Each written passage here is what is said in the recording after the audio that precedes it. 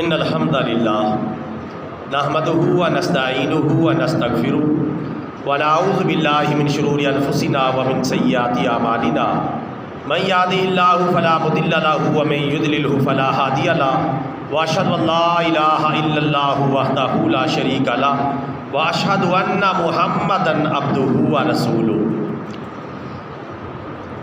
اما بعد فإن خیر الحدیث کتاب اللہ وخیر الہدی ہدی محمد صلی اللہ علیہ وسلم وشر الامور محدثاتها وکل محدثۃ بدعہ وکل بدعۃ ضلالہ وکل ضلالۃ فی النار یا ایھا الذین آمنوا اتقوا اللہ حق تقاتہ ولا تموتن الا وانتم مسلمون یا ایھا الناس اتقوا ربکم الذی خلقکم من نفس واحدہ وخلق منها زوجها وبث منهما رجالا كثيرا ونساء واتقوا الله الذي تساءلون به والارحام ان الله كان عليكم رقيبا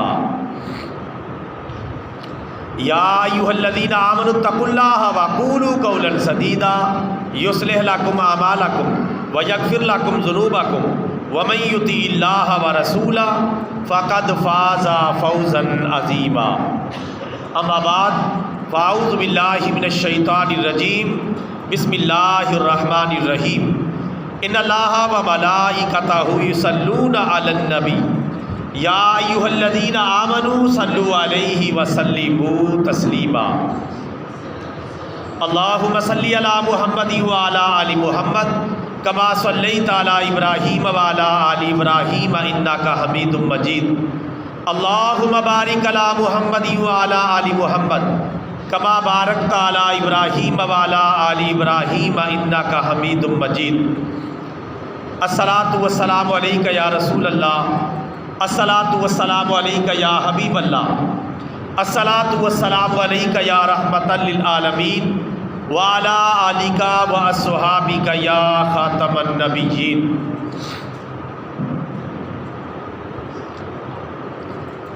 واجب الاحترام برادران اسلام، سب کی سب تعریفیں اللہ رب العالمین عز و جل کے لیے جس نے پوری کائنات کو وجود عطا فرمایا، اور درود لامحدود اور سلام بے شمار ہمارے پیارے نبی، ہمارے پیارے آقا، ہمارے پیارے پیغمبر سرکار مدینہ، سرور قلب و سینہ، فیض گنجینہ، صاحب معطر پسینہ، باعث نزول سکینہ، آقا نامدار، مدینے کے تاجدار، سارے نبیوں کے سالار، حبیب کردگار، محبوب پروردگار، جناب احمد مختار، حضرت محمد مصطفیٰ صلی اللہ علیہ وسلم کی ذات گرامی پر کہ جنہوں نے دنیا میں تشریف لا کر حق کا بول بالا فرمایا۔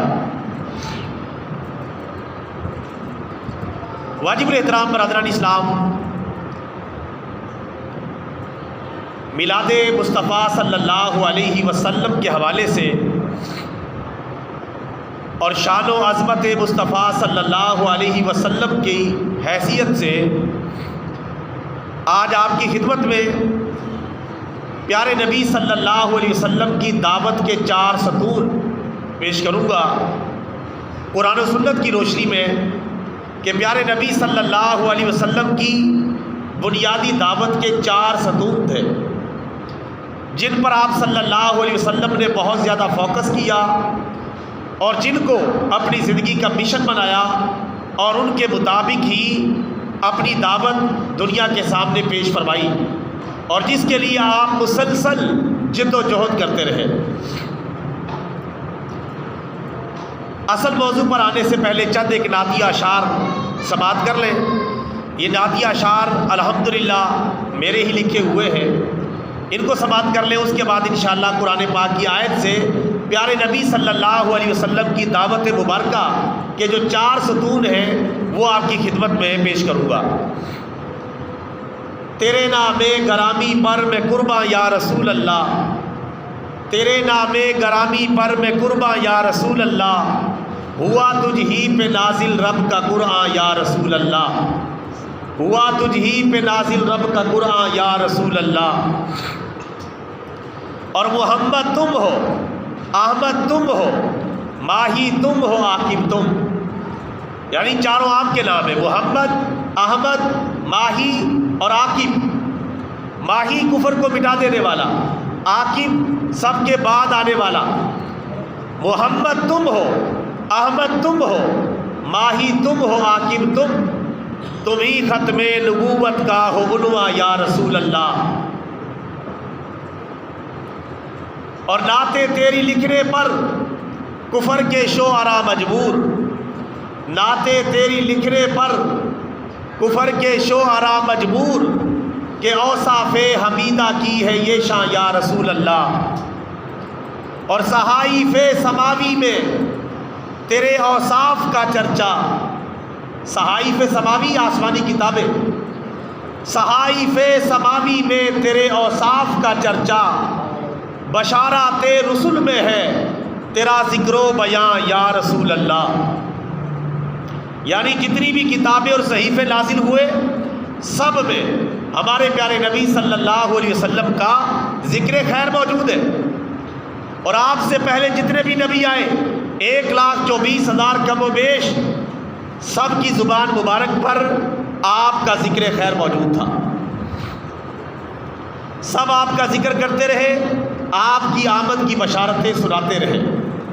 صحائف سماوی میں تیرے اوصاف کا چرچا، بشارات رسل میں ہے تیرا ذکر و بیاں یا رسول اللہ۔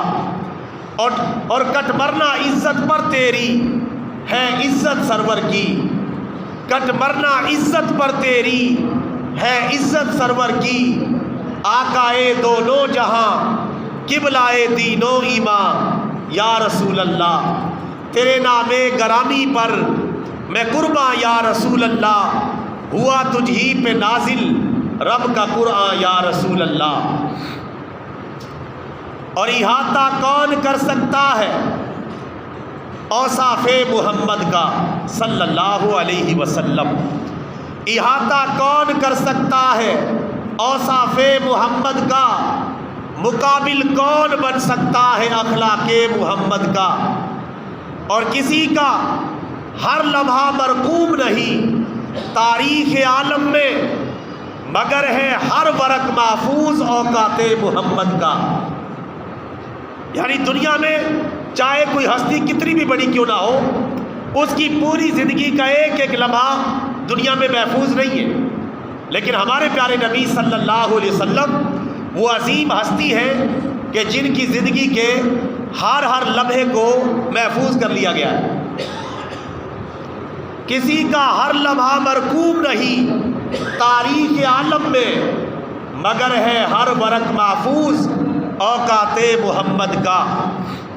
اور مٹا کر رکھ دیا اللہ نے دشمن کی نسلوں کو، اور مٹا کر رکھ دیا اللہ نے دشمن کی نسلوں کو، اور سکہ آج بھی چلتا ہے اولاد محمد کا صلی اللہ علیہ وسلم۔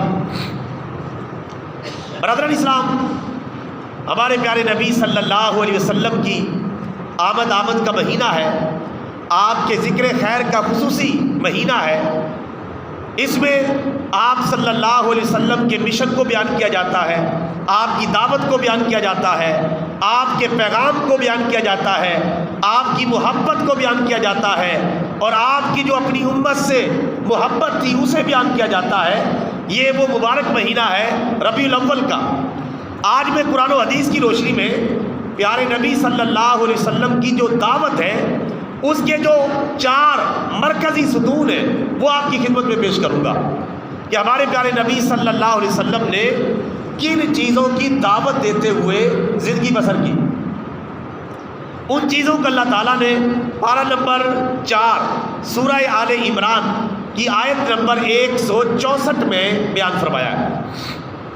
اللہ تعالیٰ فرماتا ہے لَقَدْ مَنَّ اللَّهُ عَلَى الْمُؤْمِنِينَ إِذْ بَعَثَ فِيهِمْ رَسُولًا مِّنْ أَنفُسِهِمْ يَتْلُو عَلَيْهِمْ آيَاتِهِ وَيُزَكِّيهِمْ وَيُعَلِّمُهُمُ الْكِتَابَ وَالْحِكْمَةَ وَإِنْ كَانُوا مِنْ قَبْلُ لَفِي ضَلَالٍ مُّبِينٍ۔ صدق اللہ العظیم۔ اللہ تعالیٰ اس آیت کریمہ میں فرماتا ہے لَقَدْ مَنَّ اللَّهُ عَلَى الْمُؤْمِنِينَ، جو پیارے نبی کی دعوت کے 4 ستون ہیں، 4 بنیادی ارکان ہیں۔ اور آپ کی جو دعوت کا لب لباب اور خلاصہ جو 4 چیزیں ہیں انہیں بیان کرنے سے پہلے اللہ تعالیٰ نے ایک احسان کا ذکر کیا. فرمایا لقد من اللہ علی المؤمنین، اللہ تعالیٰ نے مومنوں پر بڑا ہی احسان کیا ہے کہ جب انہیں اپنا پیارا محبوب عطا فرما دیا ہے. یہ مومنوں پر بہت بڑا احسان اللہ نے کیا ہے. اللہ عام طور پہ نعمتوں کی برسات کرتا رہتا ہے، نعمتوں کی بارش برساتا رہتا ہے. چھما چھم اللہ تعالیٰ کی بے شمار نعمتیں ہمارے ساتھ متوجہ ہوتی ہیں، لیکن اللہ تعالیٰ باقاعدہ اس انداز میں کسی نعمت کا احسان نہیں جتاتا جس طرح اپنا پیارا نبی اور اپنا آخری پیغمبر عطا کر کے مسلمانوں پر احسان جتایا ہے، تاکہ مسلمانوں کے دل میں قدر پیدا ہو، پیارے نبی کی عظمت پیدا ہو، اور انہیں پتہ چلے کہ وہ کتنے عظیم نبی کی امت ہے. ایسے عظیم نبی کی امت ہے کہ جس نبی کی امت میں پیدا ہونے کے لیے حضرت موسیٰ علیہ السلام اور حضرت عیسیٰ علیہ السلام جیسے جلیل القدر پیغمبر پیدا ہونے کے لیے تمنا کرتے رہے. اس عظیم نبی کی امت میں اللہ نے ہمیں بیٹھے بٹھائے مفت میں پیدا کر دیا. اب ہمارے اوپر ذمہ داری بنتی ہے اس احسان کا شکریہ ادا کریں، اللہ کے اس احسان کو مانیں. اور ماننے کا طریقہ یہ ہے کہ پیارے نبی صلی اللہ علیہ وسلم نے جو دعوت دی، جو پیغام دیا، جو مشن لے کر آئے، اس مشن کو اپنائیں. آپ صلی اللہ علیہ وسلم کی تعلیمات کو اپنائیں. اللہ نے فرمایا لقد من اللہ علی المؤمنین. اللہ تعالیٰ نے کان دیے سننے کے لیے، احسان نہیں جتایا. آنکھیں دی دیکھنے کے لیے، احسان نہیں جتایا. سونگھنے کے لیے ناک دی، احسان نہیں جتایا. پکڑنے کے لیے ہاتھ دیے، احسان نہیں جتایا. چلنے کے لیے پاؤں دیے، احسان نہیں جتایا. سوچنے سمجھنے کے لیے دل و دماغ دیا، احسان نہیں جتایا. خون بنانے کے لیے جگر عطا کیا، احسان نہیں جتایا. اس کے علاوہ بے شمار زمین و آسمان کی نعمتیں عطا کی، لیکن احسان نہیں جتایا. جب باری آئی آمینہ کے لال کی، جب باری آئی عبداللہ کے لخت جگر کی، جب باری آئی عبد المطلب کے پوتے کی، جب باری آئی نبی آخر الزماں کی، جب باری آئی امام الانبیاء کی، اور جب باری آئی تاجدار ختم نبوت کی، تو پھر اللہ تعالیٰ نے باقاعدہ احسان جتایا ہے. لقد من اللہ علی المؤمنین، اللہ تعالیٰ نے مومنوں پر بڑا ہی احسان کیا ہے جب ان میں اپنا پیغمبر انہی میں سے بھیج دیا، انسانوں میں سے ہی اپنا پیغمبر بھیجا، تاکہ پیارے نبی کے لیے سمجھانا آسان ہو جائے اور ان انسانوں کے لیے سمجھنا آسان ہو جائے. بعد میں یہ نہ کہے کہ یہ جو پیغمبر آیا تھا اگر فرشتوں میں بھیج دیا جاتا تو کہنے والا کہہ سکتا تھا ہم تو انسان ہیں، ہم کیسے ان کی تعلیمات پر عمل کریں گے. تو اللہ تعالیٰ نے انسانوں میں سے پیغمبر بھیجا، رسول بھیجا، تاکہ کوئی بہانہ نہ کر سکے کہ میرے سے عمل نہیں ہوتا، میرے لیے مشکل ہے.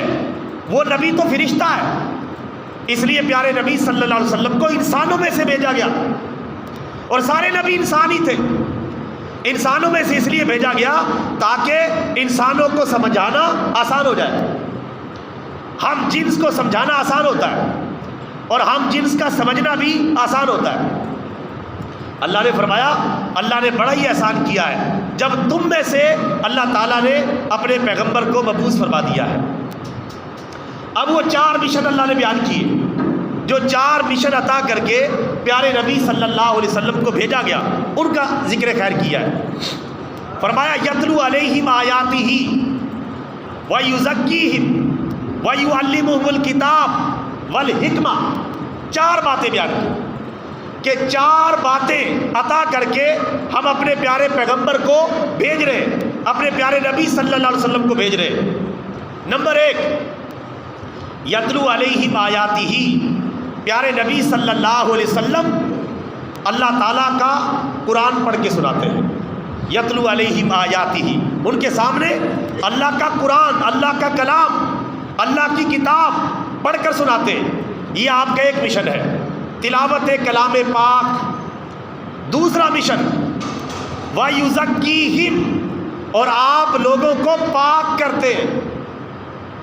جو اندر باہر ناپاکی لگی ہے اس ناپاکی کو دور کرتے اور مسلمانوں کو پاک صاف بنا دیتے.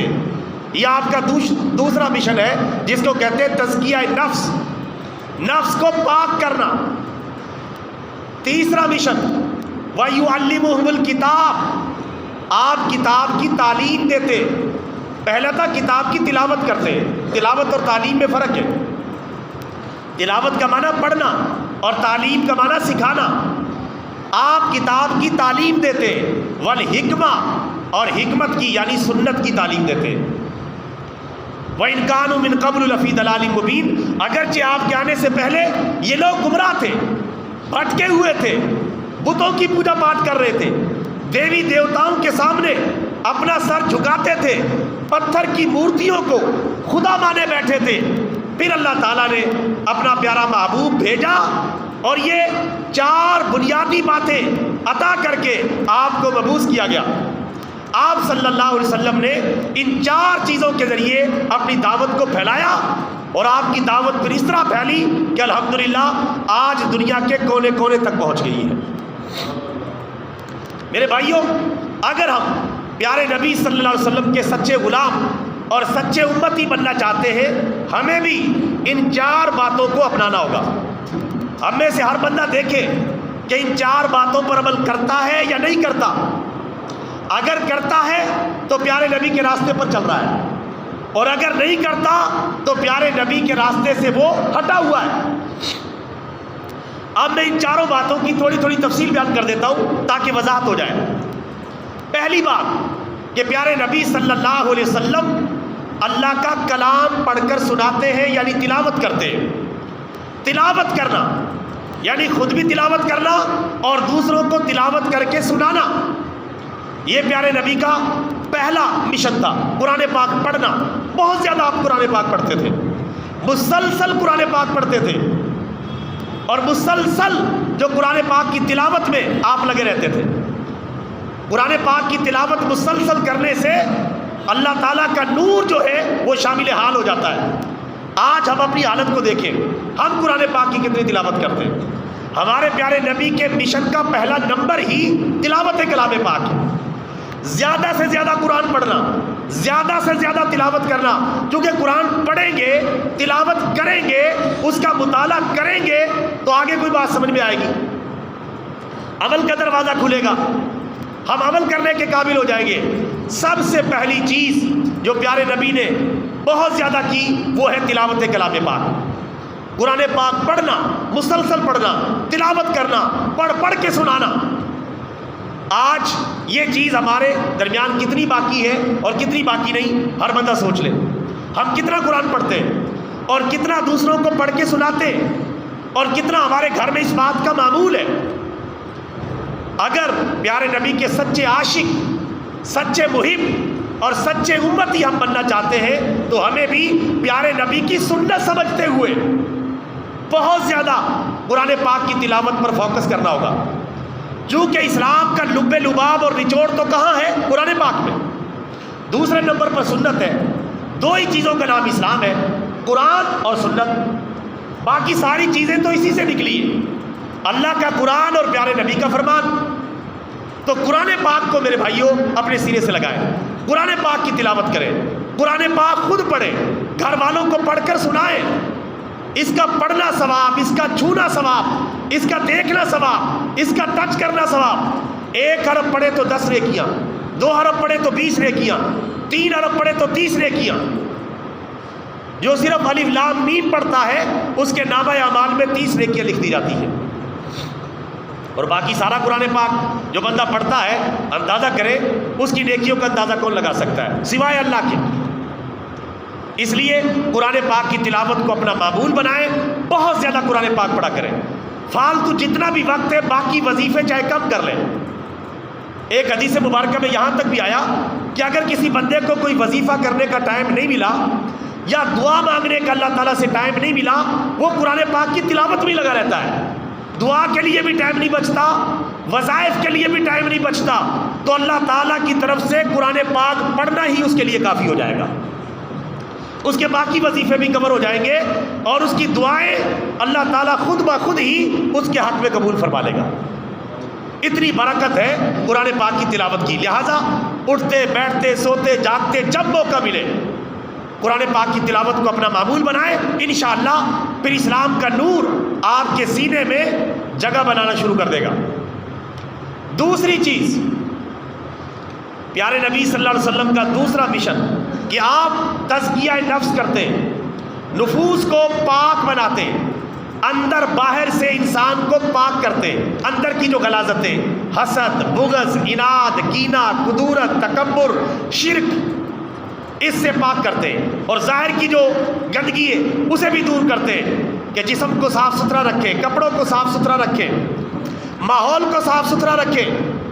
آپ تزکیہ نفس کرتے، اور آپ نے تزکیہ نفس ایسا کیا، سبحان اللہ، تزکیہ نفس کرنے کا حق ادا کر دیا، پاکیزہ نفوس تیار کیے، پاکیزہ شخصیات تیار کی۔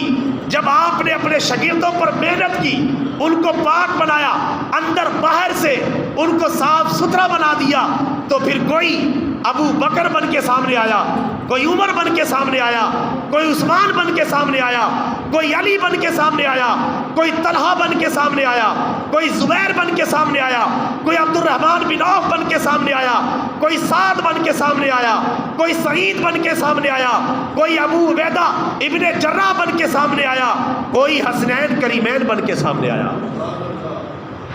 آپ نے ایسی پاکیزگی ان کے اندر پیدا کر دی، تزکیہ نفس کیا اور تزکیہ نفس کرنے کا حق ادا کر دیا، اس طرح پاکیزہ بنایا۔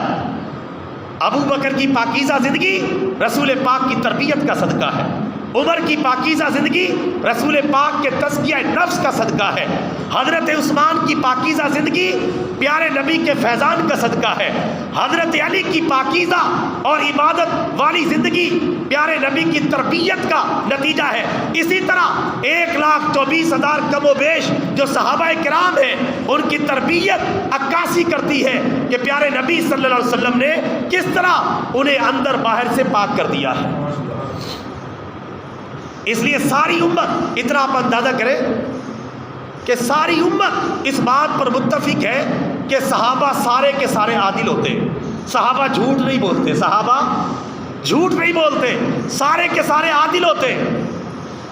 اگر صحابی کوئی دین کی بات بتائے گا تو اس کی بات مان لی جائے گی، کیونکہ صحابی کبھی بھی کوئی بات پیارے نبی کی طرف غلط منسوب نہیں کر سکتا، اتنی تربیت کر دی۔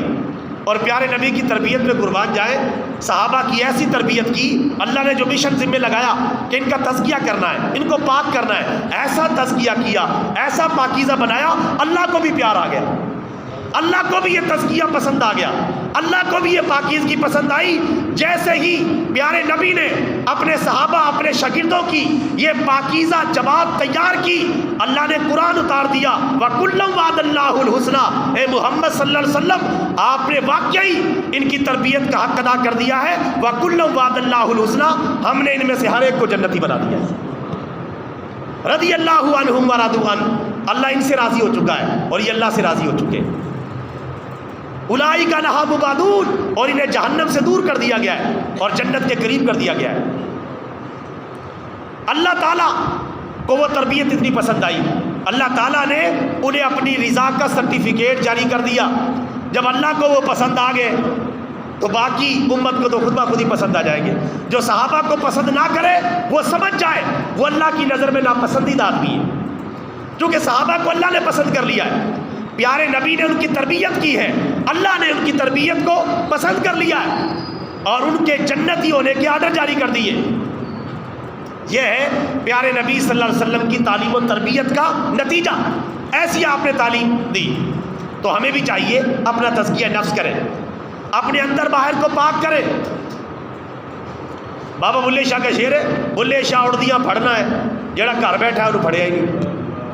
اس کا بھی یہی مطلب ہے کہ اندر کو بھی پاک کریں، اندر کو بھی پاک کریں۔ باہر سے تو آپ بڑے پاکیزہ نظر آ رہے ہیں، بڑے لش پش نظر آ رہے ہیں، لیکن اندر کی صورتحال کیا ہے؟ اندر کو بھی پاک کریں، اندر بھی پاک ہو اور باہر بھی پاک ہو، تب کہیں جا کے بندہ پاک بنتا ہے اور اللہ کی نظر میں پیارا اور محبوب بنتا ہے۔ یہ آپ کا دوسرا مشن تھا، الحمدللہ اس مشن کو بھی آپ نے جو اللہ نے مشن دیا تھا کامیابی کے ساتھ مکمل کیا۔ تیسرا مشن آپ کا وَيُعَلِّمُهُمُ الْكِتَابَ، آپ کتاب کی تعلیم دیتے کتاب کون سی؟ کتاب اللہ، قرآن پاک، کلام اللہ، اس کی تعلیم دیتے۔ آپ نے تعلیم اس طرح دی، ہزاروں حافظ تیار کر دیے۔ قرآن پاک قیامت تک کے لیے محفوظ ہو گیا، اور اس وقت تو کروڑوں حافظ دنیا کے اندر موجود ہیں۔ وَيُعَلِّمُهُ الْكِتَابَ، آپ کتاب کی تعلیم دیتے، ایک ایک سورت کی آپ تعلیم دیتے تھے، ایک ایک آیت کو پڑھاتے تھے بڑی توجہ کے ساتھ۔ صفہ کا مدرسہ آپ نے قائم کیا، وہاں صحابہ کرام کو تعلیم و تربیت دیتے تھے، قرآن پاک پڑھاتے تھے۔ قرآن پاک آپ نے اس طرح پڑھایا کہ پڑھانے کا حق ادا کر دیا، اس طرح ان کو قرآن پاک کی تعلیم دی۔ اور جب قرآن پاک کی تعلیم آ جاتی ہے تو پھر باقی کسی تعلیم کی ضرورت نہیں رہتی، انسان دین اور دنیا دونوں میں کامیاب ہو جاتا ہے۔ یہ تعلیم تھی جو پیارے نبی صلی اللہ علیہ وسلم نے دی۔ آج ہم نے کتاب اللہ کی تعلیم کو چھوڑ دیا ہے۔ کیا ہم پیارے نبی کے اس مشن پر چل رہے؟ کتاب اللہ کی تعلیم دے تو رہے، لیکن روایتی سی، صرف روایتی سی تعلیم دے رہے۔ حقیقی تعلیم جس طرح دینی چاہیے کتاب اللہ کی، اس طرح نہیں دیتے۔ یہ قرآن پاک تو کتاب انقلاب ہے، پیغمبر انقلاب کا لایا ہوا اللہ کا کلام ہے، تو اس قرآن پاک کی تعلیم اس طرح دی جائے کہ اس کے معنی و مفہوم کو بھی سمجھایا جائے۔ زیادہ تر ہمارے ہاں لفظوں کو ہی فوکس کیا جاتا ہے، معنی اور مفاہیم کو چھوڑ دیا جاتا ہے۔ پیارے نبی بھی عربی تھے، صحابہ بھی عربی تھے، وہاں تو یہ مسئلہ ہی نہیں تھا۔ پیارے نبی پڑھاتے تھے، صحابہ کرام پڑھ جاتے تھے، ساتھ میں سمجھ جاتے تھے، کوئی بات پوچھنے والی ہوتی تو پوچھ لیتے تھے۔ ہمیں قرآن پاک کی زبان بھی سیکھنی چاہیے، قرآن پاک کی تعلیم بھی حاصل کرنی چاہیے، اور قرآن پاک پر پھر عمل بھی کرنا چاہیے، تب یہ مشن مکمل ہوگا۔ تو پیارے نبی کا یہ مشن تھا کہ آپ کتاب اللہ کی تعلیم دیتے تھے۔ ہم میں سے ہر ایک کو چاہیے اپنی اپنی کیپیسٹی کے مطابق اس مشن کو اپنائے، کتاب اللہ کی تعلیم دے، کم از کم اپنے گھر میں کتاب اللہ کی تعلیم دے کہ اللہ تعالیٰ نے قرآن پاک میں کیا فرمایا ہے، اور آپ صلی اللہ علیہ وسلم کا کیا مشن تھا، کیا آپ کا مشن تھا، اس کو فوکس کریں۔ وَيُعَلِّمُهُمُ الْكِتَابَ، آپ کتاب کی تعلیم دیتے، وَالْحِکْمَةَ، اور آپ حکمت کی تعلیم دیتے۔ حکمت سے مراد ہے سنت، آپ سنت کی تعلیم دیتے، کتاب اللہ اور سنت رسول اللہ۔ آپ کتاب اللہ کی بھی تعلیم دیتے تھے اور سنت رسول اللہ کی بھی تعلیم دیتے تھے، جو اپنی سنت ہے، جو اپنی سیرت ہے، جو اپنی تعلیم ہے، جو آپ کی عملی زندگی ہے، اس کی تعلیم دیتے تھے۔ تو یہ چار مشن پیارے نبی صلی اللہ علیہ وسلم نے اپنائے، ہمیں بھی چاہیے ان چار باتوں کو اپنائیں اور پیارے نبی کی سچی پکی غلامی اختیار کریں۔ نمبر 1 تلاوت قرآن پاک، نمبر 2 تزکیہ نفس، نمبر 3 تعلیم قرآن، اور نمبر 4 تعلیم سنت۔ یہ چار چیزیں اگر ہمارے اندر پیدا ہو گئی، ہمارے معاشرے میں پیدا ہو گئی، تو انشاءاللہ پھر جو ہے واقعتاً ہمارے اندر انقلاب پیدا ہو جائے گا، معاشرے میں انقلاب پیدا ہو جائے گا۔ ہمارے تک ابھی وہ صحیح دین اچھے طریقے سے پہنچا ہی نہیں، کتابی شکل میں تو پہنچا ہوا ہے، عملی شکل میں نہیں پہنچا ہوا، کہ جس طرح پیارے نبی صلی اللہ علیہ وسلم پر نازل ہوا تھا، عملی طور پہ ہمارے سینوں تک اس طرح دین نہیں پہنچا۔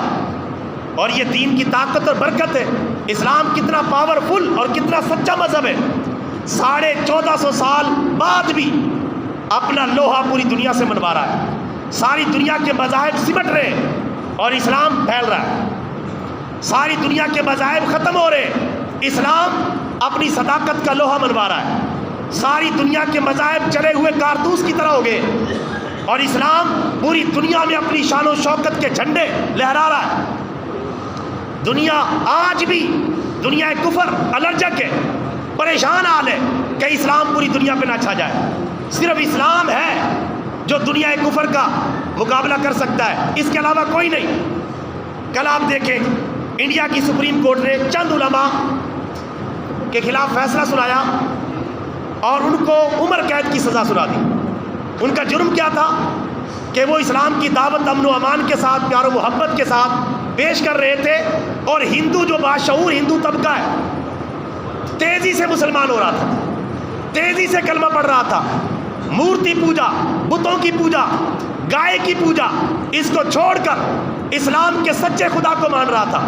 کل انڈیا کی سپریم کورٹ نے تنگ آ کے کہ اسلام پھیلتا جا رہا ہے، کہیں سارے ہندو ہی کلمہ پڑھ کے مسلمان نہ ہو جائے، ان کو عمر قید کی سزا سنائی، حالانکہ ان کا کوئی جرم نہیں۔ 4-5 علماء ہیں، انہیں عمر قید کی سزا سنا دی گئی، صرف جرم یہ ہے کہ تم دعوت دیتے ہو تو تمہاری دعوت سے ہندو متاثر ہو جاتے ہیں اور کلمہ پڑھ کے مسلمان ہو جاتے ہیں۔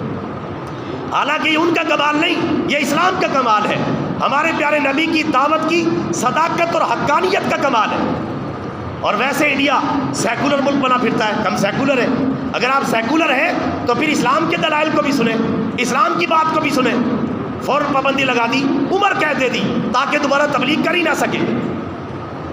یہ حالت ہے پوری دنیا کے اندر۔ الحمدللہ اسلام بڑی تیزی کے ساتھ پھیل رہا ہے، ہم صرف سست ہیں تھوڑے سے۔